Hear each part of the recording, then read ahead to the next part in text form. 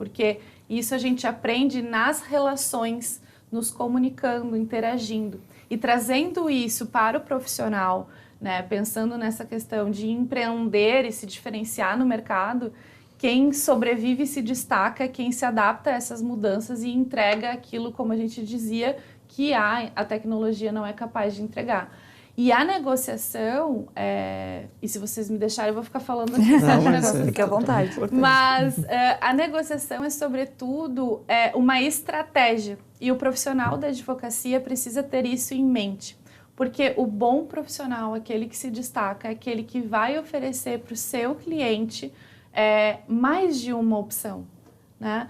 Então, hoje, por exemplo, esse assunto já está abatido, mas a gente não pode depender exclusivamente do Poder Judiciário para resolver os conflitos, né, que se apresentam na sociedade.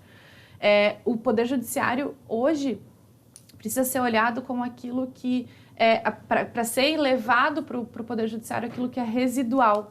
E quando a gente percebe que existem múltiplas possibilidades de resolução de um conflito, de uma solução jurídica possível, nós olhamos para essa competência de negociação e comunicação como uma estratégia.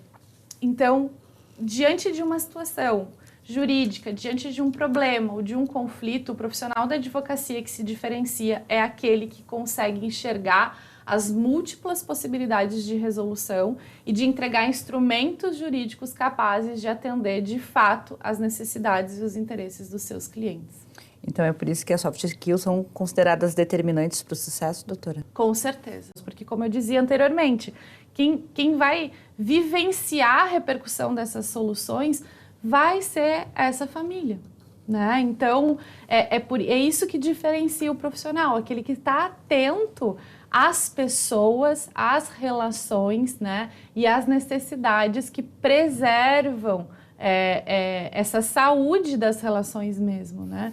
Então, por isso que a gente também falava da negociação, né? A gente tem o processo judicial. Eu gostaria de saber exatamente isso, em que se encaixa a negociação nesta nova advocacia. Perfeito. Então, vamos lá. A negociação, ela pode ser entendida como um meio de solução de conflitos ou como uma competência e uma estratégia, como eu falava. Então, por exemplo, se a Amanda e eu tivermos um conflito, a gente pode diretamente negociar, né, e chegar a uma solução.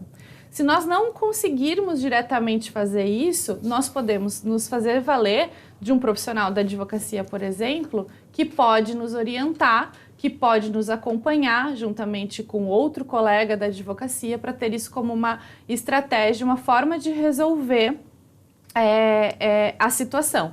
Por isso que hoje a gente fala tanto de uma advocacia preventiva, de uma advocacia extrajudicial e também dessa competência de negociação quando a gente precisa se fazer valer do processo judicial, mas vai estar atento que mesmo num processo judicial nós precisamos estar sempre preparados para a negociação. Então, como um meio de solução de conflitos, ela pode ser utilizada e também pelo profissional como estratégia.